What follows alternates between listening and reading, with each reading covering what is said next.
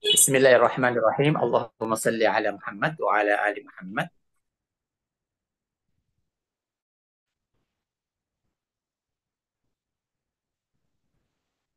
Memang di mana-mana untuk melakukan sebuah kebaikan pasti selalu ada gangguan. Ya, cobaan selalu ada, ujian selalu ada, pasti. Alam dunia adalah alam cobaan. Oke, kita lanjutkan saja. Kita langsung fokus pada pembahasan kita. Ya, kita tidak masuk kepada hal-hal yang kurang penting. Kita langsung pada intinya saja bahwa insya Allah kita akan mengkaji apa yang disampaikan oleh Syekh Ibnu Athaillah, salah satu masyayikh, salah satu guru besar dari tarekat Syadziliyah. Hikmah ya, kumpulan-kumpulan hikam, ucapan-ucapan yang memiliki nilai spiritual serta memiliki nilai-nilai rasional ya, yang disampaikan oleh Ibnu Athaillah. Ucapan beliau yang pertama, yang dimana apapun sebenarnya pada pembahasan sebelumnya, yang banyak kita kaji hal-hal yang berhubungan langsung dengan sosok Ibnu Athaillah, serta pentingnya seorang guru, seorang syekh pembimbing ya, atau seorang Musa atau Khidir di dalam proses perjalanan untuk menuju kepada Allah. Ini sangat penting sekali. Nggak mungkin kita, seorang hamba, itu akan bisa sampai kepada Allah tanpa seorang guru, tanpa seorang pembimbing. Itu nggak mungkin. Selalu ada.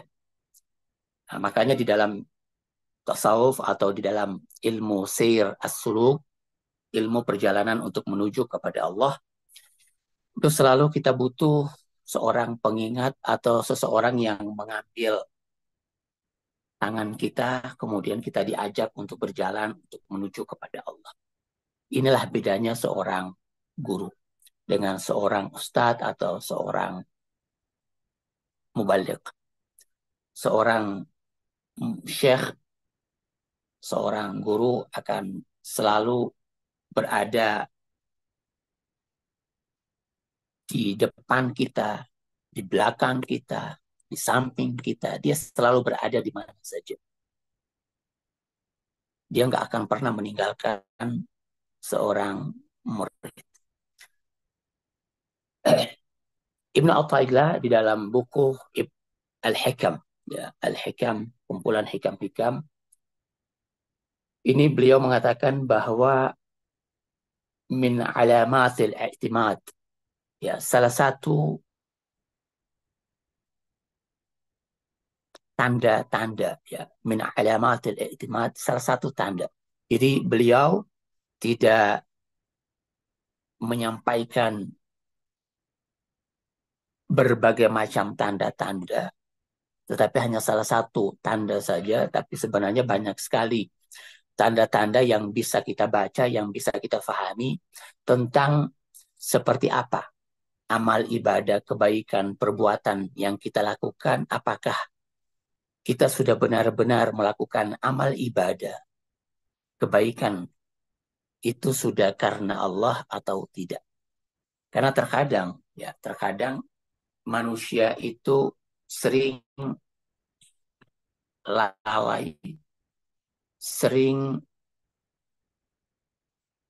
nggak memahami, ya, sering kita nggak mampu mendeteksi, sangat sulit untuk mendeteksi apakah perbuatan yang sudah kita lakukan itu sudah benar-benar ikhlas karena Allah atau tidak. Sedangkan ibadah, kebaikan, itu di mana-mana harus dilakukan karena Allah. Ikhlas. Hanya untuk Allah semata. Inilah yang membedakan amal ibadah dan bukan amal ibadah. Kalau amal biasa, perbuatan-perbuatan biasa yang memang tidak memerlukan apa, tidak memerlukan niat keikhlasan di dalamnya. Kita lakukan begitu saja ya udah cukup. Seperti misalnya makan kita, tidurnya kita, jalannya kita. Ini ya tidak memerlukan niat keikhlasan di dalamnya. Akan tetapi perbuatan-perbuatan ibadah ini memerlukan niat. Inilah yang membedakan antara amal ibadah dengan bukan amal ibadah. Jadi untuk bisa memahami apakah amal ibadah yang kita kerjakan sudah ikhlas karena Allah, itu salah satunya adalah nuksanur raja inda wujudiz zalal. Kalau Anda punya buku Al-Hikam, bagus sekali ya. Anda bisa beli ya, ada dijual, atau Anda bisa ambil di mana, bisa search di Google, kemudian Anda download. Ya, banyak sekali ada sarah, ada penjelasan-penjelasan tentang buku tersebut. Bisa Anda pahami di sana. Itu sangat penting sekali supaya ketika saya membaca tentang apa, tentang hikam-hikamnya beliau, Anda setidaknya bisa melihat ucapan-ucapan beliau tersebut. Ya. Jadi nuksanur raja inda wujudiz zalal. Jadi nuksanur raja, hilangnya, berkurangnya, menipis. Ar-raja, harapan. Jadi pada saat wujudiz zalal, ketika timbul hal-hal yang kurang menyenangkan pada apa yang sedang kita kerjakan.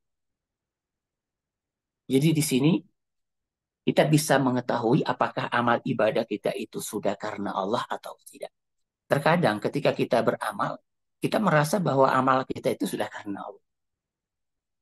Apa yang kita kerjakan sudah benar-benar kita kerjakan ikhlas untuk Allah semata.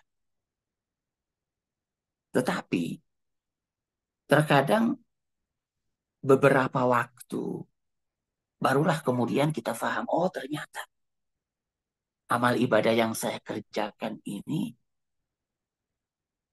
ada kurangnya, bukan karena Allah. Inilah sensitifnya masalah nafs.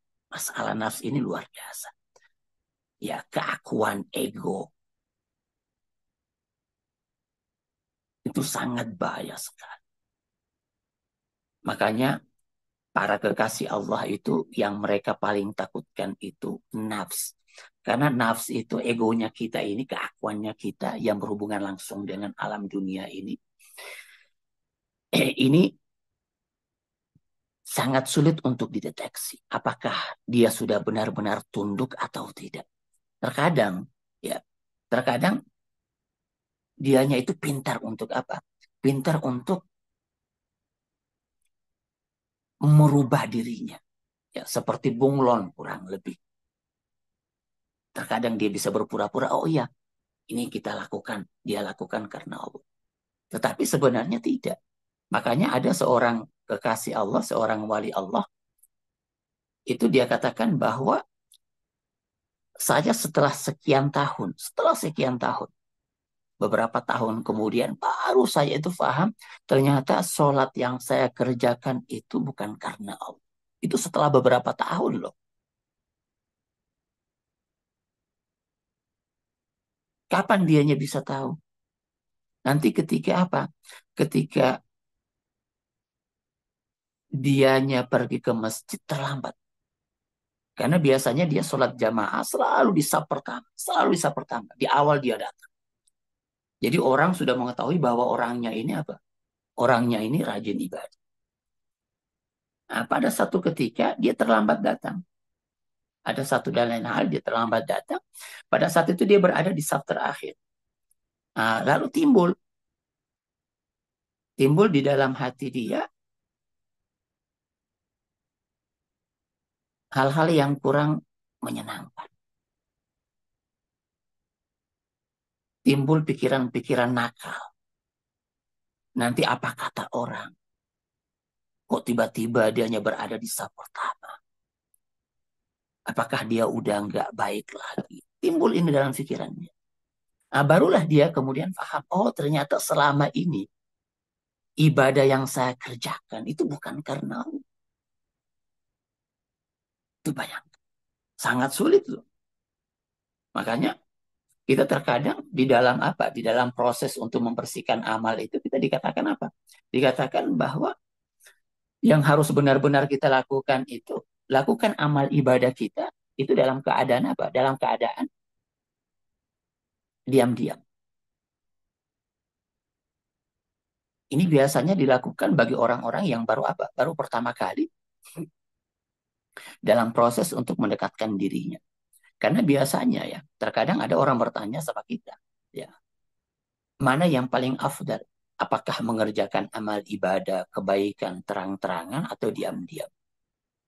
Ya, halaniyah atau dalam kondisi apa? Khafiyah, dalam sembunyi-sembunyi nggak diketahui sama orang, misalnya sedekah. Kira-kira mana yang baik? Sebenarnya untuk mengatakan baik tidaknya dua hal ini, ya sebenarnya kembali kepada siapa? Kembali kepada orangnya. Kembali kepada diri kita. Kita nggak bisa mengatakan bahwa ini yang paling baik dan itu yang paling baik. Enggak. Tetapi lihat kondisi diri kita seperti apa. Karena tujuan amal ibadah itu bukan sekedar kita mengerjakannya. Bukan. Bukan sekedar itu. Tetapi amal ibadah yang kita kerjakan itu bagaimana dia mampu apa? Mampu memberikan kebaikan terhadap apa? Terhadap spiritual kita. Ini yang paling penting. Sebab tujuan amal ibadah itu ya itu. Ketika Allah menyuruh kita untuk beramal, ya bagaimana amal itu bisa semakin membuat kita dekat dengan Allah. Itu saja. Semua aktivitas kita itu sebenarnya tujuannya ke sana. Walaupun kemudian di dalam ilmu fikih seperti yang saya katakan tadi, di dalam ilmu fikih itu dibagi. Ada amal ibadah dan bukan amal ibadah. Amal ibadah itu di dalam ilmu fikih ya sudah ditentukan mana-mana saja ibadah tersebut. Ibadah-ibadah yang apa? Ibadah-ibadah yang sudah diatur di dalam apa? Di dalam syariat. Ini yang dikategorikan ibadah. Tetapi kalau bagi orang yang ingin dekat dengan Allah ya, khususnya Anda ini yang memang saya paham bahwa kita semua ini memang tujuan utamanya tidak lain bagaimana bisa dekat dengan menjadi seorang apa? Seorang pilihan Tuhan, kekasih Allah. Ini sangat beda antara menjadi ahli ibadah atau menjadi kekasih Allah. Beda jauh. Sangat jauh sekali perbedaan. Kalau ahli ibadah, Anda sekedar beribadah, melakukan perintah Allah dengan niat-niat tertentu. Tetapi seorang kekasih Allah lain. Seorang kekasih Allah bukan hanya sekedar beramal dia. Bukan sekedar apa yang ada di dalam syariat saja. Tetapi bagaimana diri dia, sikap dia, pikiran dia, hati dia, semuanya.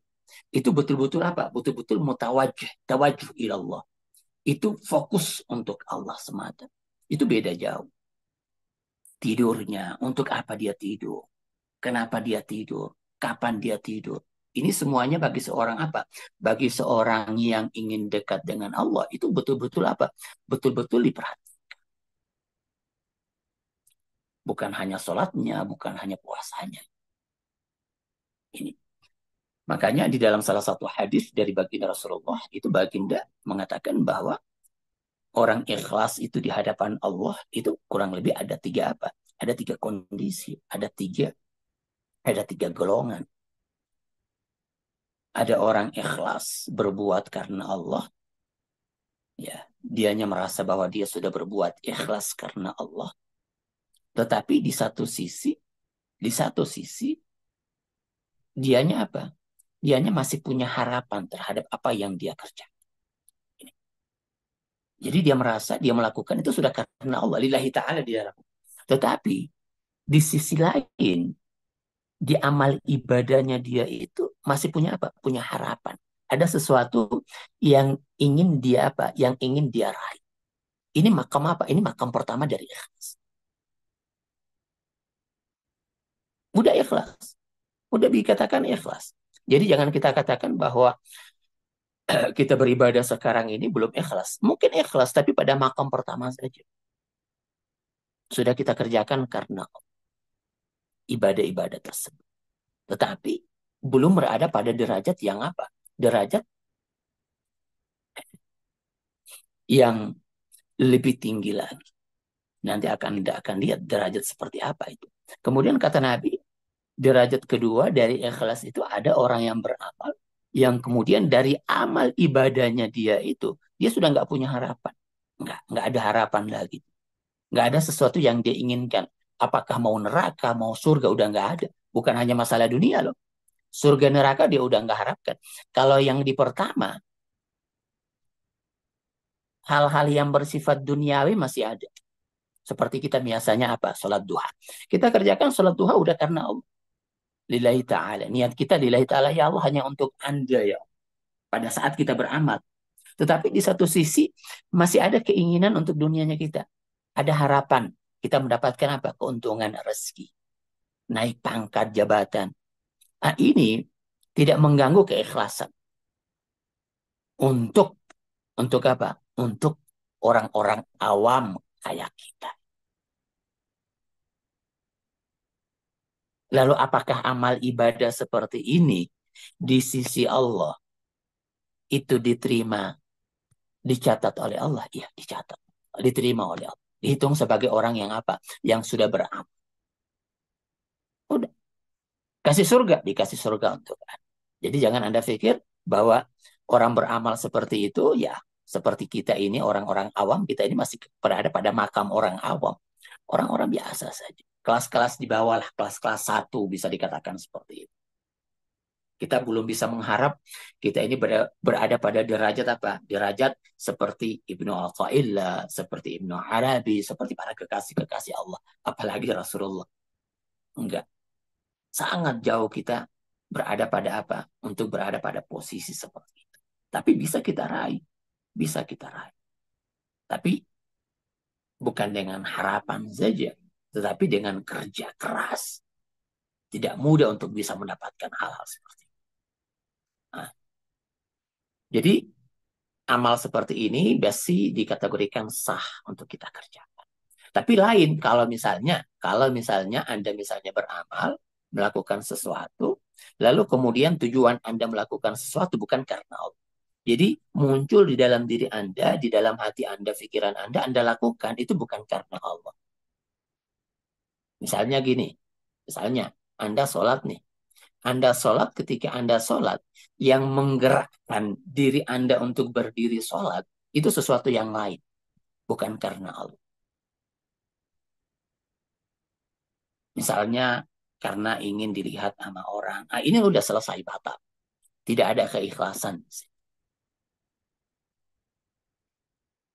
Tapi kalau kemudian Anda sholat, lalu ketika Anda sholat tersebut, muncul tujuan yang lain. Misalnya untuk apa? Misalnya, untuk memberikan pelajaran misalnya untuk anak kita, supaya anak kita itu melihat bagaimana itu sholat yang itu nggak ada masalah. Itu tidak merusak amal ibadah. Ini masih dikategorikan ikhlas. Walaupun ya menurut hikmah yang dikatakan oleh Ibnu Athaillah itu belum masuk. Jadi dalam ucapan hikmah Ibnu Athaillah ini, ya ucapan pertama ini sebenarnya udah masuk pada kategori yang mana? Bukan kategori yang pertama lagi. Tapi sudah menduduki kategori apa? Kategori yang berada pada tingkat derajat di atas. Bukan bagi pemula lagi. Jadi saya udah katakan kemarin bahwa Ibnu Athaillah memulai hikmahnya beliau ini bukan dari proses pemula dulu, enggak. Tapi ini sudah menggambarkan tentang apa? Tentang kondisi yang sebenarnya bagi orang yang ingin menjadi kekasih Allah. Ini yang ingin disampaikan oleh Ibnu Athaillah. Makanya tanda-tanda yang bisa dilihat bagi orang apakah dianya udah ikhlas dengan amalnya atau tidak, itu bisa dilihat. Sebab kalau Anda misalnya berada pada derajat pertama, seperti orang awam, ikhlasnya orang-orang awam, artinya masih punya harapan, masih punya sandaran kepada amal ibadahnya dia. Ketika apa? Ketika ada kekurangan pada amal ibadahnya dia, dia pasti akan apa? Dia pasti akan gelisah. Nah, ini belum masuk di sini. Ibnu Athaillah ingin mengategorikan apa? Yang harus Anda capai itu apa? Derajat yang tertinggi dari ikhlas itu. Ini yang ingin diucapkan oleh Ibnu Athaillah pada apa? Pada hikmah yang pertama. Jadi, kalau orang yang masih bersandar pada amal ibadahnya dia, walaupun itu Anda kerjakan karena Allah, lillahi ta'ala Anda kerjakan. Anda sedekah, Anda katakan lillahi ta'ala. Tapi ketika apa? Ketika Anda masih punya pengharapan, ya, nafsu Anda, ego Anda masih muncul di sana. Maka rasa sakit ya, kegelisahan, stres, itu pasti akan muncul. Masih tetap akan. Tapi bagi orang-orang yang sudah benar-benar ikhlas, tidak bersandar lagi, nggak melihat lagi amal ibadahnya dia. Jadi dia udah nggak melihat lagi amal ibadahnya. Enggak. Bukan lagi beramal karena Allah melalui amal perbuatannya dia. Enggak. Tetapi dia tidak lagi melihat. Ini beda loh. Jadi dia beramal karena Allah. Benar-benar ikhlas karena Allah. Tapi dia masih melihat amal ibadahnya dia. Dia masih melihat loh. Dia melihat bahwa diri dia berbuat. Melakukan. Tapi dia lakukan karena Allah. Ini derajat kedua dari ikhlas. Derajat pertama masih punya harapan. Duniawi. Tapi derajat yang kedua, dia beramal karena Allah. Karena Allah. Kemudian dia masih melihat amal ibadahnya. Dirinya masih ada di sana. Nah, ini di dalam bahasa Al-Quran, kalau Anda melihat, ini dikategorikan sebagai apa? Orang-orang mukhlisin. Orang-orang yang ikhlas. Mukhlis. Dengan amal ibadahnya dia yang dia kerjakan terus-menerus. Pada akhirnya dia disifati dengan sifat ikhlas. Ikhlas itu udah menjadi sifatnya. Udah menjadi karakternya. Kita biasanya dengan amal ibadah. Ya, dengan amal ibadah. Itu kita menjadi apa? Kita menjadi satu melekat dengan amal ibadahnya kita tersebut, dengan perbuatan kita, mengkarakter amal ibadah tersebut. Jadi sesuatu yang udah menyatu dengan diri, melekat dengan diri kita. Sholat misalnya, ketika Anda sudah kerjakan terus-menerus, pada akhirnya apa? Sholat ini sudah menjadi sifat Anda. Kapan Anda lihat bahwa dia sudah menjadi sifat Anda? Kalau Anda nggak sholat, Anda merasa apa? Anda merasa susah. Ketika Anda sholat, Anda merasa nih. Nah, ini menandakan bahwa ibadah tersebut udah mengkarakter, udah menjadi akhlak Anda. Akhlak itu sesuatu yang sudah apa? Yang sudah menyatu dengan diri Anda. Itu akhlak. Udah mengkarakter. Kalau dia tidak berbuat, susah dia. Nah, ini sudah mengkarakter. Itu kalau amal perbuatan baik. Terkadang amal perbuatan buruk juga seperti itu. Ketika dikerjakan terus-menerus, bakhil misalnya di awal nggak bakhil, tapi bakhil akhirnya dia terbiasa dengan kebakhilan. Nah, jadi kalau dianya nggak bakhil, itu dia merasa susah. Kalau nggak menahan sesuatu, dia merasa susah. Dia memberi sama orang, dianya susah. Itu kalau sudah karakternya bakhil. Nah, gitu. Jadi amal ibadah kalau sudah mengkarakter, sudah menyatu, amal ibadah tersebut pada akhirnya apa? Jadi bukan lagi terpisah dengan diri dia. Nah, ini dalam amal apa dalam Al-Qur'an dikatakan man amila salihan. Nah, ini barang siapa yang mengerjakan. Tapi ada juga yang mengatakan apa? Di dalam Al-Quran dikatakan amilus salih. Artinya apa? Amilus salih yang dimana dia sudah jadi apa? Sudah jadi orang saleh. Minas salihin. Sudah menjadi orang saleh. Minal khalisin. Sudah menjadi orang-orang yang khalis. Minal mukhlisin. Minal muhsinin. Jadi amal kebaikan tersebut sudah menyatu dengan diri dia. Sudah menjadi sifat dia. Nah, tapi ada juga tingkatan apa? Mukhlis. Lagi yang mukhlis. Tapi dia mukhlas. Diikhlaskan. Dalam ya. Di sana iblis, ya iblis. Ketika dia menentang Tuhan. Setelah dia beramal, dia berbuat baik. Kemudian Allah menyuruh untuk sujud kepada siapa? Kepada Nabi Adam, dia menolak. Nah, ini kan iblis juga itu jujur loh. Iblis itu begitu jujur kepada Allah. Anda bisa lihat di dalam surat Shad. Ketika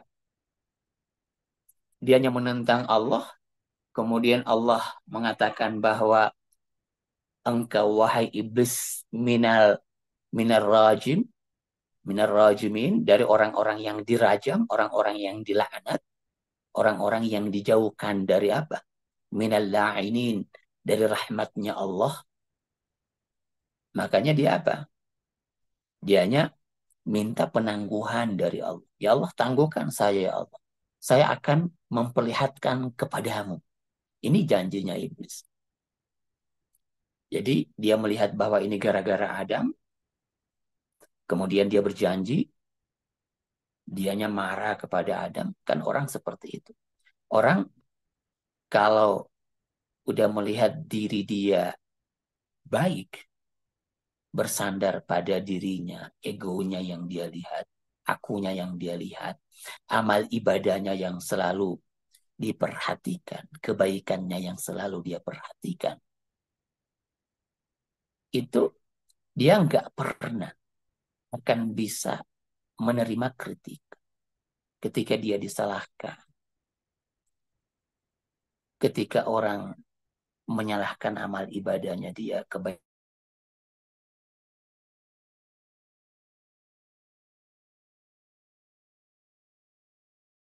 Kalau Zoom seperti ini selalu ada gangguan, coba Anda bisa bayangkan ya. Anda bisa bayangkan. Jadi hubungan ini bukan hubungan secara langsung, tetapi hubungan secara apa namanya? Ya, Virtual, virtual Ustaz. jadi berada di alam apa? Ya, nah, bukan secara materi ya. Kalau kita pikir bahwa kita ini kan berada di apa? Di berada begitu. Jadi pasti gangguan itu selalu ada dan gangguan itu terkadang bukan dari kita. Nah, ini menggambarkan bahwa ketika orang itu ya memasuki alam barzah, memasuki alam batin, itu gangguannya luar biasa. Sulit untuk kita deteksi apa gangguan. Karena nggak bisa membaca. Kalau sekarang di alam materi kita masih bisa apa? Masih bisa mendeteksi, masih bisa memperkirakan. Oh, ini gangguan, ini masalahnya. Di pikiran kita masih berfungsi di situ. Karena memang alamnya kita paham benar. Dan melihat seperti apa. Musuh-musuh Anda itu terbaca. Jelas kita bisa perkirakan. Tetapi ketika Anda sudah masuk di alam batin, alam yang tidak terlihat, ini dikatakan alam apa? Alam gaib atau alam rahasia. Alam yang dimana memang materi ya sudah nggak berfungsi lagi. Sudah nggak berfungsi. Jadi ketika Anda mau masuk ke alam seperti ini, Anda naik ke atas. Kita tahu apa yang kita akan hadapi. Makanya kan dikatakan, kalau tanpa orang yang paham, sangat sulit. Sangat sulit. Orang yang tahu kondisi tersebut. Kita mau pergi ke satu tempat saja. Misalnya mau pergi ke Turki. Mau jalan-jalan ke Turki. Apakah Anda mau pergi begitu saja? Kan enggak. Anda pelajari kondisi alamnya, seperti apa. Bahkan Anda mencari guide. Anda nanya-nanya sama orang. Seperti apa di sana? Tolong. temani saya. Nah, seperti orang yang mau berangkat umroh atau haji, kan seperti itu. Yang baru pertama kali. Kita, saya belum.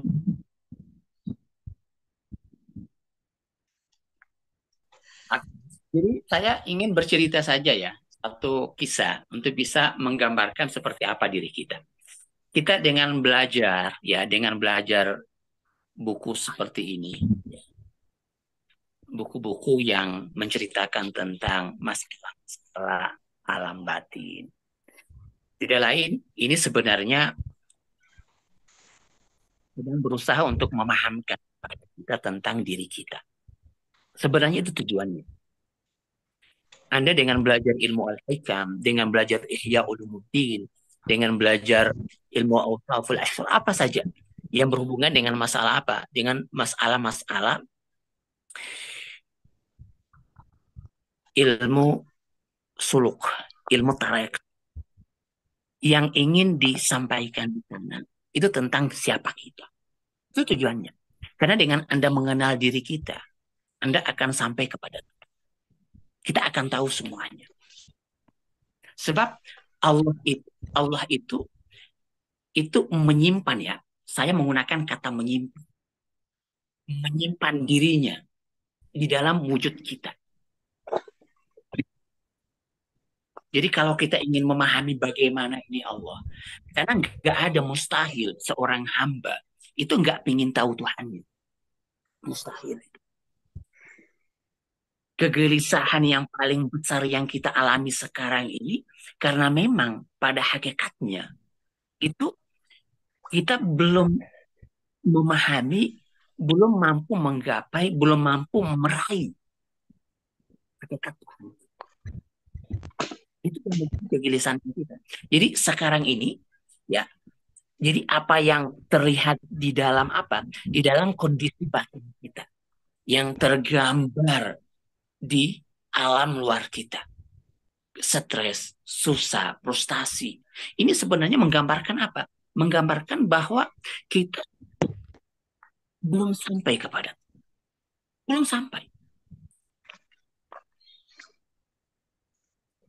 Itu sebenarnya alamatnya di sana. Jadi ini hanya menyampaikan, ini tanda-tanda saja loh. Alamat saja. Dengan adanya alamat-alamat ini menggambarkan siapa kita, siapa Anda. Alam dunia itu kan begitu, ayat-ayat saja. Min alamat. Jadi kalau ingin mengetahui apakah kita ini sudah bersandar kepada Allah atau tidak, ya lihat saja. Karena biar bagaimana kita hidup di alam dunia ini, kritikan, orang yang gak tenang, gangguan itu akan selalu ada. Akan selalu ada. Mau Anda baik seperti apapun juga, jangan kemudian Anda anggap bahwa apa? Anda udah selalu. Gangguan akan selalu ada. Bahkan semakin orang itu baik, gangguannya akan semakin apa? Semakin tinggi. Makanya di dalam salah satu apa? Di dalam salah satu hadis itu dikatakan apa? Semua kullun nas, semua manusia, kulluhum halikun. Semuanya itu celaka kata Nabi. Semua celaka. An-nas kulluhum halikun illal alimun, kecuali orang yang belajar, orang yang alim. Semua manusia kata Nabi. Tetapi Nabi bilang apa? Al-alimun kulluhum halikun. Yang orang alim, orang belajar saja seperti kita ini masih apa?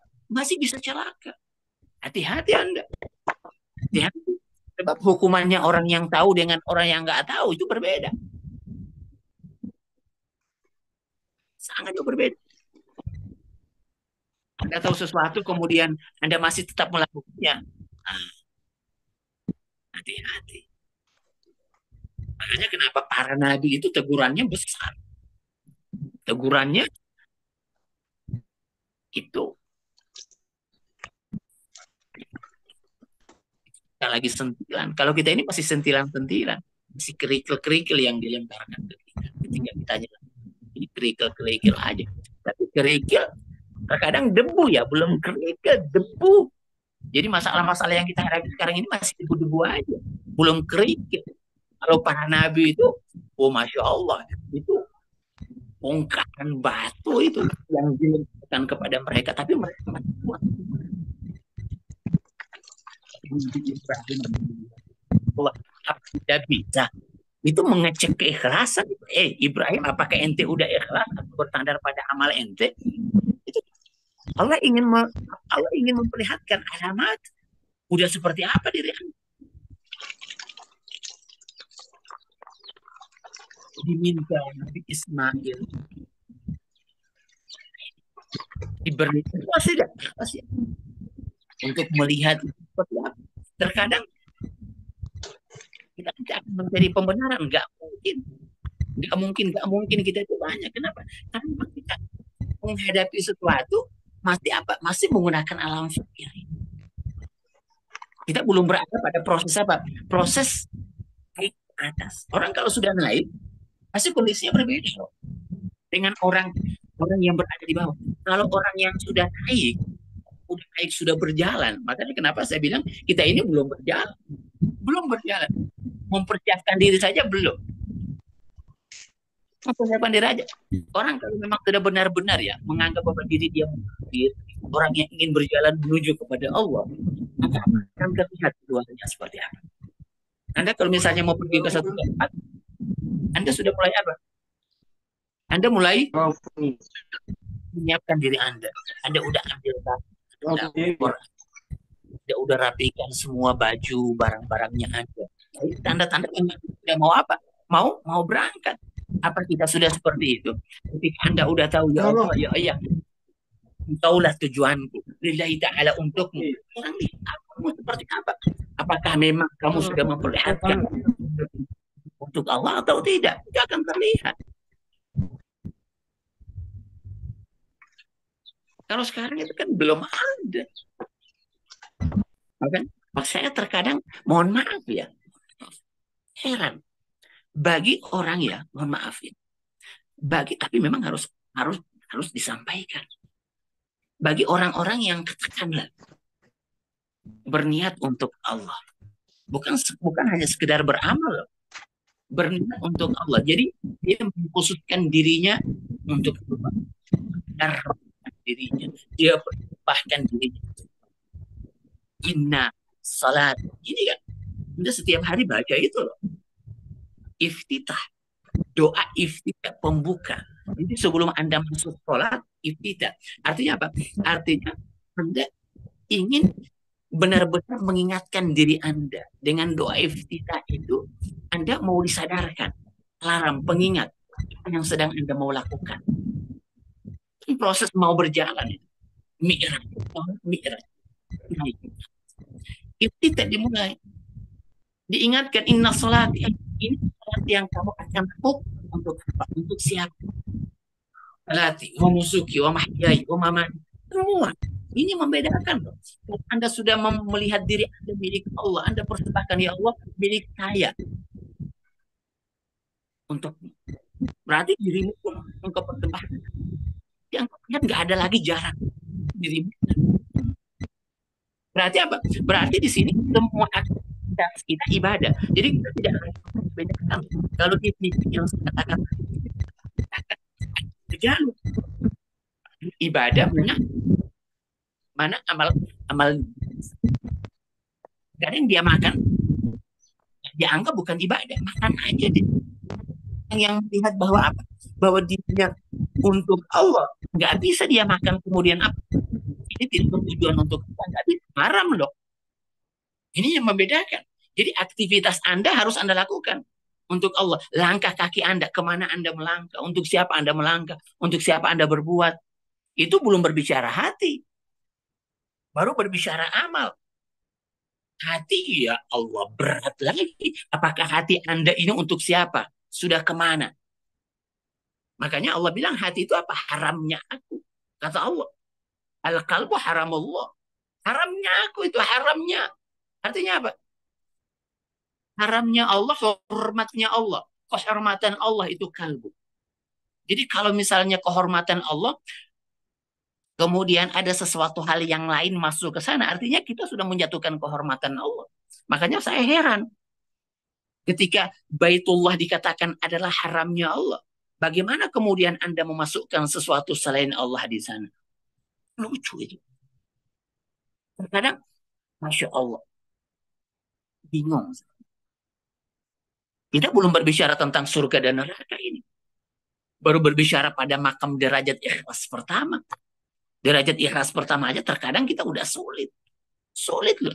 Menghususkan amal karena Allah. Itu terkadang udah sulit. Walaupun masih ada tujuan yang lain, tapi apa dilakukan karena Allah? Oke lah, memang tujuannya kembali kepada kita. Untung ruginya masih ada untuk kita. Tetapi Anda nggak bisa melakukan itu didorong oleh siapa? Didorong oleh manusia. Itu nggak bisa. Apakah kita sudah seperti itu? Oh, Anda bisa lihat diri Anda. Yang seperti saya katakan ceritakan tadi. Seorang wali Allah saja, seorang pesuluk ya pesuluk loh, belum wali Allah. Beda pesuluk orang yang mau berjalan sama orang yang udah sampai. Wali sudah sampai, pesuluk baru mau berjalan. Kita masih di luar, belum berjalan, masih di luar. Makanya kenapa kita ini masih sibuk dengan yang enggak gitu. Yang tidak ada hubungannya dengan kegiatan kita untuk dekat dengan Allah masih ikut. Kampanye masih ikut, masih hadir. Allahu Akbar. Kampanye untuk apa bagi Anda? Sorry aja. Bagi Anda yang mau dekat dengan Allah, kampanye ada untungnya apa untuk Anda? Sorry. Anda melakukan itu karena Allah. Semuanya sudah harus di ini loh. Semuanya sudah harus benar-benar Anda apa? Muhasabah. Muhasabah diri itu harus ada. Anda berbeda. Kita berbeda dengan yang lain. Ketiga tujuannya hanya Allah. Ini hanya Allah. Allah apa? Bagaimana? Anda bayangkan saja apa yang Allah inginkan dari Anda. Makanya kata Sayyidina Ali, saya ulangin lagi. Seandainya orang itu faham di hadapan siapa dia sedang berdiri, Allah. Di hadapan siapa Anda sedang berdiri? Sekarang ini kita kan ada di mana? Di mahadharnya Allah. Di alamnya Allah. Allah menyaksikan kita. Allah melihat kita. Anda pahami saja. Ketika Allah menyaksikan diri Anda, Allah melihat diri Anda. Berarti apa? Berarti semua aktivitas Anda, gerakan, indera Anda, itu nggak bisa Anda gerakkan kecuali untuk keridhaannya. Berat itu. Allah sangat berat. Makanya nggak salah itu kalau para kekasih Allah selalu ada khaufun. Khaufunnya mereka Masya Allah. Khaufun dan mahabbah. Harapan dan takut selalu ada itu. Bercampur. Kalau kita khaufunnya nggak ada. Rasa takut kepada Allah itu nggak ada. Nah, kita berani menentang Allah. Ini.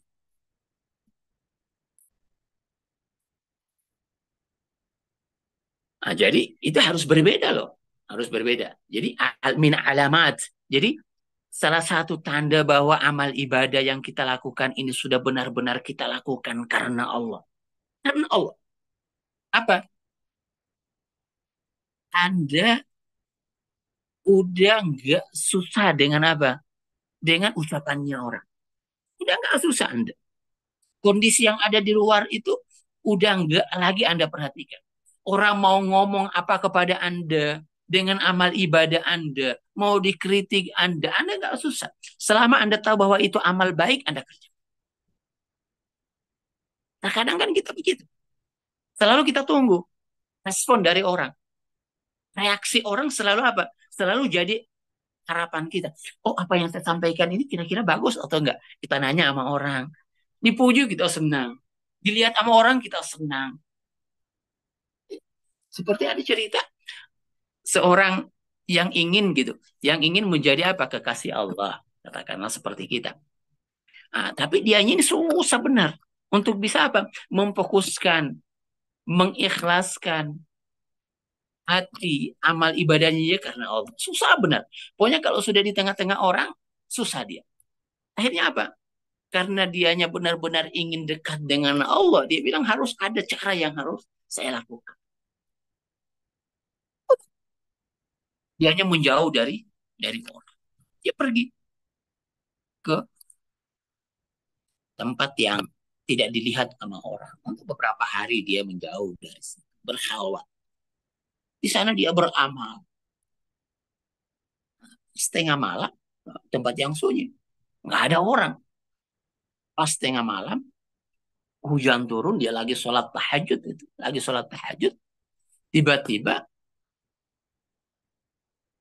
ada suara yang masuk ke dalam apa? Ke dalam gubuk itu. Ada sesuatu yang masuk. Dianya langsung berpikir, wah ini kayaknya ada orang yang masuk ini. Ada orang yang melihat saya ibadah. Langsung timbul itu di dalam hati dia. Langsung dia perbaiki amal ibadahnya di Masya Allah. Ternyata setelah apa? Setelah pagi, dia lihat seekor anjing yang lagi apa? Yang lagi berteduh karena hujan di luar. Coba lihat. Jadi dia beramal bukan karena Allah. Jadi sehari yang semalaman dia berbuat hanya untuk apa? Untuk mencari keridhaan anjing loh. Dia nggak tahu, dia nggak paham. Nah, ini coba. Kita terkadang kayak gitu. Susah untuk mendeteksi loh. Berat banget. Nah, makanya kita harus apa?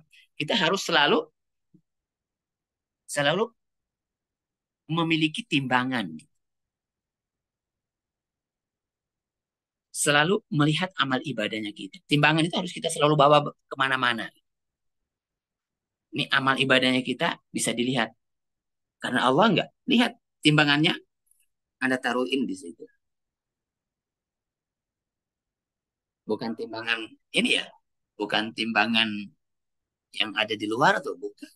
Ini timbangan batin. Anda lihat. Seperti apa? Amal ibadah Anda kerjakan sedekah. Ah, ini. Karena Allah. Timbangannya mana? Nah, timbangannya. Anda bisa lihat. Apakah Anda kalau dikritik sama orang yang bersedekah tidak berterima kasih, apakah Anda kalau misalnya tidak mendapatkan sesuatu dari amal-amal perbuatan tersebut, sedekahnya Anda, atau kemudian kebaikan-kebaikan yang Anda kerjakan, ternyata di, dimanfaatin sama orang, orang lain yang menganggap bahwa perbuatan baik itu milik dia. Nah, kalau Anda susah, Anda bukan kan. Nah, ini kan. Makanya sulit tuh berbuat baik tanpa dilihat sama orang itu sulit benar. Sangat sulit. Apalagi nafsu kita ini selalu mencari pembenaran. Pintar berkelit dia. Uh, Terkadang dia udah apa? Udah jinak. Udah jinak. Sudah dijinakkan. Oke, dia ikut itu. Tetapi dalam jinaknya itu, di dalamnya, dia liar. Karena memang sifat nafsu itu begitu. Di luarannya dia udah jinak. Tapi sebenarnya di dalamnya, Masya Allah. Dianya berbuncang. Karena memang sifat nafsu begitu. Nafsu itu nggak bisa diam loh. Nafsu itu memang hubungannya ke alam dunia. Selama dia masih ada di alam dunia, nafsu itu nggak pernah bisa tenang. Nggak pernah bisa tenang. Kecuali kalau Anda sudah apa? Anda sudah korbankan. Anda udah sembeli. Anda udah lihat sembeli mati dengan ucapan Bismillahi Allahu Akbar. Tanya kenapa orang menyembeli itu Allahu Akbar. Allah yang maha besar. Berat loh. Baru. Anda lihat loh mati. Disembeli sama Anda baru Anda bisa tenang. Selama belum Anda sembeli, sorry. Makanya orang yang mau dekat dengan Allah, dia tidak lagi melihat amal ibadahnya dia sebagai ukuran apa? Ukuran untuk bisa dekat dengan Allah. Enggak, bukan itu lagi. Tapi dia melihat bahwa semuanya karena apa? Karena kasih sayang. Bukan karena amal ibadahnya. Jadi jangan bersandar pada amal ibadahnya. Jangan. Jangan. Masya Allah. Nafsu itu identik dengan amal ibadah. Dengan apa? Dengan perbuatan. Dengan perbuatan-perbuatan dunia. Dia ke sana. Nafsu mewujud dengan apa? Dengan perbuatan. Jadi nafsu juga itu ya ingin punya andil loh. Ego kita juga itu ingin punya andil. Yang sebenarnya ini amal perbuatan untuk apa? Untuk nafsu kita, apa? Untuk rohnya kita, untuk dekat dengan Allah. Tetapi nafsu ini ya diri kita, egonya kita, keakuannya kita, diri kita ini pingin apa? Pingin punya apa? Punya punya bagian gitu untuk diri dia. Ada sesuatu yang ingin dia dapat. Nah, untuk bisa mengetahui itu lihat saja seperti apa. Nafsu itu nggak punya lagi pengharapan pada amal ibadahnya dia, apa roh. Tapi kalau nafsu nggak tinggi harapan dia dengan amal-amal ibadahnya, tinggi harapannya dia. Kalau roh enggak, wong roh itu selalu menghadap kepada Allah. Kalau nafsu kan selalu menghadap ke bawah. Nah, jadi ini ikhlaskan amal ibadahnya kita. Kalau tanpa ikhlas selesai. Hanya ikhlas, ikhlas. Ikhlas artinya apa? Ini. Ikhlas artinya tasfiyatul amal. Jadi Anda membersihkan amal Anda, perbuatan Anda. Dari apa? Dari selain Allah. Coba lihat. Tasfiyatul amal. Wal qalb. Jadi amal kita kerjakan hanya karena Allah, bukan karena yang pahami itu. Kalau tidak, kita rugi loh. Rugi. Sangat rugi. Anda sudah beramal sekian lama.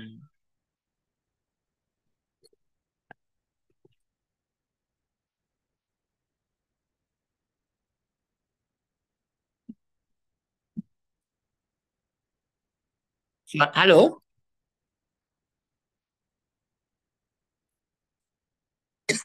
Ada Ji saya Ustadz suara tak? Saya pikir suara saya hilang. Nah, jadi seperti itu ya. Jadi jaga hati kita, amal ibadahnya kita hanya untuk Allah. Jadi amal ibadah ini harus saleh. Ya, amal-amal ibadahnya kita harus kita kerjakan hanya untuk Allah. Saleh tidaknya amal ibadahnya kita tergantung niat. Saleh terhitung tidaknya amal ibadahnya kita tergantung niat kita. Memang amal ibadah ini baik. Tetapi ketika niatnya bukan karena Allah, maka ini tidak lagi dilihat sebagai amal saleh. Enggak lagi dilihat amal saleh. Amal saleh itu tergantung niat. Bukan pada amal itu sendiri. Itu harus Anda ingat. Memang baik dia. Sholat Anda baik loh. Ini bisa membuat seseorang baik. Tetapi ketika niatnya dia bukan karena Allah, amal ibadah yang baik tidak memberikan kebaikan kepada kita. Percuma. Rugi. Harus memberikan kebaikan. Harus merubah kita. Dan itu akan terdeteksi dalam kehidupan sehari-hari. Jadi dunia adalah tempat kita untuk apa? Untuk membaca, untuk melihat wajah kita. Seperti apa diri kita. Udah sampai di mana kita. Itu sebenarnya tujuannya. Anda bisa tahu. Anda dekat karena Allah. Nah, di mana Anda perlihatkan? Di alam dunia. Dengan siapa? Dengan orang-orang yang ada di sekitar. Anda bersedekah. Oh iya, sedekah karena Allah. Oke. Sedekah yang Anda lakukan bukan Anda berikan bukan untuk Allah. Allah nggak butuh itu. Tapi Anda lakukan berikan kepada orang-orang yang ada di sekitar. Kalau Anda lakukan karena Allah, udah. Mau seperti apa tindakan orang kepada Anda nggak pusing. Anda nggak susah. Oke, kalau ada yang mau bertanya, mungkin sudah waktu maghrib di sana ya. Ya, Ustadz sudah 17.30 setengah 6. Ya, jadi Ada yang mau bertanya Bapak Ibu mungkin? Jadi saya mohon maaf ini kajiannya kita terputus-putus karena memang Zoom-nya di sini agak kurang lancar, kurang bagus. Iya, Ustadz, sedikit lagi mungkin saya yang mewakili bertanya. Tadi dijelaskan ada 3 tingkatan ikhlas. Yang pertama berbuat karena Allah, tetapi masih punya harapan yang bersifat Ya, duniawi. Yang kedua berbuat karena Allah, kemudian tidak ada lagi harapan, tidak melihat lagi dirinya yang berbuat. Kemudian yang ketiga itu boleh tahu Ustadz, apa yang ya, tingkatan yang nanti dijelaskan kalau tidak ada waktu. ya. Judulnya saja Ustadz. Oke. Jadi sedikit saya jelaskan tentang hal ini. Jadi ikhlas itu menurut hadis baginda Nabi ya. Jadi ucapan Nabi bahwa ikhlas itu kurang lebih ada tiga kategori seperti ini. Bahwa ada orang yang beramal, dia amal ibadah, dia ikhlas karena Allah, dia lakukan karena Allah dengan amal ibadahnya dia. Tetapi ikhlasnya dia itu yang mendorong loh. Jadi yang Anda harus lihat itu apa yang mendorong Anda berbuat. Lalu kemudian di samping amal ibadahnya antum tersebut, ada tujuan yang lain itu nggak apa-apa. Ini nggak ada masalah. Ini pada tingkatan orang awam kayak kita. Ini masih dikategorikan ikhlas. Ya sekarang ini dengan amal ibadahnya kita, walaupun kemudian kita masih punya tujuan-tujuan yang lain seperti Anda mau tahajud misalnya. Mau tahajud untuk apa? Untuk anak Anda yang mau apa? Mau ikut ujian. Sekarang itu gimana? Atau misalnya orang puasa. Puasa untuk apa? Untuk diet. Nah, kalau dianya puasa untuk diet, untuk menjauhi penyakit, ini dikategorikan bukan karena Allah. Puasanya dia bukan dihitung ibadah. Karena yang mendorong dia apa? Yang mendorong dia penyakit.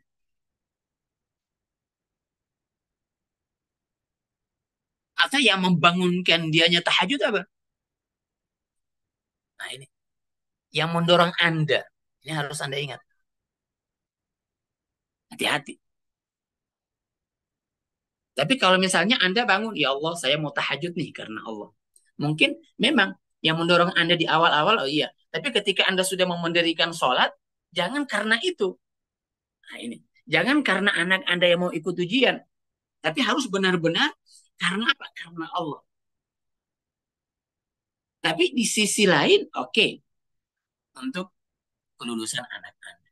Tapi kalau karena itu terus, nah ini nggak dikategorikan ibadah. Pada makom pertama loh. Ini sudah nggak dikategorikan ibadah. Tapi kalau misalnya Anda puasa nih, karena Allah saya mau puasa, meraih keridaannya Allah. Udah. Tapi kemudian apa? Di satu sisi Anda ingin sehat, ya nggak ada masalah. Bisa-bisa saja. Nah, ini jadi punya harapan duniawi nggak ada masalah. Yang penting yang mendorong Anda untuk beramal Allah. Kemudian yang kedua apa? Yang kedua, Anda beribadah. Ini masih ada hubungan dengan apa? Masih ada hubungan dengan surga dan neraka. Tapi bukan lagi untuk masalah duniawi. Duniawi bagi dia udah selesai. Udah tutup buku tuh untuk masalah duniawi. Tapi sekarang yang menjadi patokannya dia, yang menjadi fokusnya dia itu apa? Itu akhirat. Nah ini dikategorikan apa? Ikhlas. Pada makam kedua. Di sini dia masih melihat amal ibadahnya dia. Masih ada amal ibadahnya dia. Masih bersandar pada amal ibadah. Tapi sudah bukan lagi pada apa? Pada hal-hal yang berhubungan dengan dunia. Tapi sudah berhubungan dengan ada yang dia inginkan. Misalnya zuhud, dia sengaja tidak makan misalnya, menjauhi hal-hal yang di, diperbolehkan misalnya, dia kurangin. Tapi untuk apa? Untuk mendapatkan makanan lebih misalnya, makam lebih misalnya di surga. Nah, ini nggak ada masalah, masih dikategorikan ikhlas, masih dikategorikan perbuatan karena Allah. Jadi masih ada apa? Sandaran pada amal ibadah. Dan ini akan terlihat pada pertama dan yang kedua akan terlihat. Pada apa? pada kondisi dirinya seperti apa. Karena dia masih melihat amal ibadahnya dia masih selalu mengharap. Jadi kalau misalnya ada sesuatu yang tidak sesuai dengan harapan dia terjadi, dianya stres, dianya susah. Nah, itu akan terlihat. Di yang pertama, di yang kedua selalu ada. Karena ada harapan. Jadi diri kita masih ada di sana, nafsu kita masih terlihat di sana. Tapi yang derajat ketiga, enggak. Kita sudah enggak ada lagi. Ketika kita sudah tidak ada, maka apa? Dengan sendirinya pengharapan pada amal sudah enggak ada. Karena diri Anda udah enggak ada. Enggak ada lagi yang apa? Enggak ada lagi yang menyaksikan amal. Jadi dia melihat bahwa perbuatannya dia ini milik siapa? Milik Allah. Hanya punya Allah. Hanya datang dari Allah. Nah, ini kategori yang disebut dengan mukhlasin. Orang-orang yang diikhlaskan, mukhlas. Kalau yang kedua, mukhlis. Orang-orang yang ikhlas. Kalau yang ketiga, belum. Baru orang yang mau mengikhlaskan dirinya. Yang pertama. Nah, yang tidak digoda sama iblis yang mana? Yang dikatakan bahwa la ughwiyannahum, saya akan menggoda, saya akan menjatuhkan semua anak Adam. Ya, itu apa? Itu janji Mukhlas. iblis. Tapi iblis sendiri mengatakan apa? Iblis sendiri mengatakan kecuali min ibadik, kecuali hamba-hambamu yang mana? Yang mukhlasin. Orang-orang yang tidak lagi mereka berusaha untuk ikhlas loh. Jadi mereka tidak lagi apa? Melihat amal ibadahnya mereka. Dia. Semuanya mereka lihat sebagai milik Allah. Mukhlasin. Orang yang sudah diikhlaskan. Nah, ini bisa dikatakan makam yang derajat yang sangat sulit untuk diraih. Sangat sulit, nggak mudah. Makanya iblis udah nggak bisa masuk lagi, sudah nggak bisa digoda sama iblis. Wong iblis, wong sudah nggak ada lagi alat penggodanya. Iblis itu kan sebenarnya masuk kalau ada sesuatu yang apa, sesuatu yang bisa dia masukin. Iblis itu kan sebenarnya tergantung kita. Iblis itu tergantung kita, syaitan tergantung kita. Selama kita masih menyediakan makanannya, wadahnya, dia masih bisa apa? Dia masih bisa masuk. Tapi kalau makanannya ini kita udah apa? Kita udah jauhkan, dia bagaimana bisa masuk? Pintu-pintunya kita udah tutup. Ketika sudah ditutup, dia bagaimana mau masuk? Nah, ini orang-orang yang sudah apa? Yang sudah mukhalas, yang sudah diikhlaskan. Jadi mereka sudah nggak lagi bersandar pada amalnya, nggak lagi bersandar pada dirinya, nggak lagi bersandar. Jadi ini orang-orang la khaufun alaihim walahum yahzanun. Nggak ada. Mau dimaki seperti apa, mau dikritik amal ibadahnya, nggak ada susahnya. Nggak ada susahnya. Mau diapain aja mereka nggak. Ini orang-orang yang benar-benar sudah bersandar kepada Allah. Nah, itu makam ikhlas. Nah, jadi yang mau disampaikan oleh Ibnu Athaillah pada makam, pada ucapan hikmah yang pertama ini sebenarnya apa? Ini makam yang terakhir. Karena dia sudah tidak punya apa harapan pada amal ibadahnya dia, makanya dia apa? Dia nggak susah lagi kalau ada apa? Kalau ada hal-hal yang kurang menyenangkan pada amal ibadahnya. Nah, harapannya dia sama Allah. Ini, ini sebenarnya ini makam ini loh. Ini yang dikatakan oleh hikmah pertama ini luar biasa. Luar biasa. Ini bagi kita udah sangat sulit untuk kita. Tapi bukan berarti nggak bisa. Apalagi kalau misalnya Anda lihat lagi pada apa? Pada hikmah-hikmah selanjutnya. Di sana Ibnu Athaillah, Masya Allah, membongkar seperti apa diri kita yang sebenarnya. Nih, kita yang sebenarnya. Seperti ini kita. Nah, di sini aja kita sudah dibongkar sama beliau. Udah disampaikan. Nih, lihat dirimu seperti apa. Baik, Ustaz. Oke? Terima kasih. Baik, tidak ada lagi Bapak Ibu yang mau bertanya? Iya. Mungkin waktunya sudah cukup ya Ustaz. Terima kasih banyak kami sampaikan kepada Bapak Ustadz atas materi yang diberikan. Semoga kita semua bisa meraih derajat orang-orang yang mukhlasin. Amin ya Rabbal Alamin. Bapak Ibu, terima kasih yang sudah bergabung. Mohon maaf atas segala kekurangan dan terima kasih atas kehadirannya. Insya Allah kita akan berjumpa lagi pada pekan depan, Insya Allah ya Ustadz, untuk melanjutkan Insya Allah. dari kita. Baik, mungkin boleh ditutup Ustadz dengan doa kafarat. Oke, doa dengan mengirimkan surat Fatihah, salawat kepada Rasulullah, keluarga beliau, sahabat-sahabatnya, kepada para aulia, syuhada, wa salihin, terkhusus kepada Syekh Ibnu Athaillah Sekandari. Semoga kita diberikan kemampuan oleh Allah untuk menjadi orang-orang yang dicintainya, berada di jalan para kekasih Allah, bukan di jalan orang yang dimurkai oleh Allah, bukan di jalan orang-orang yang dibenci oleh Allah. Semoga Allah memudahkan jalan bagi kita untuk bisa selalu dekat berbuat Allah, insya Allah, dengan berkat Al-Fatihah dan salawat. Allahumma salli. Bismillah.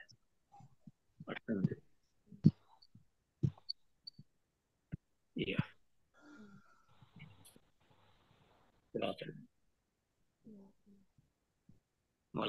Amin amin ya rabbal alamin.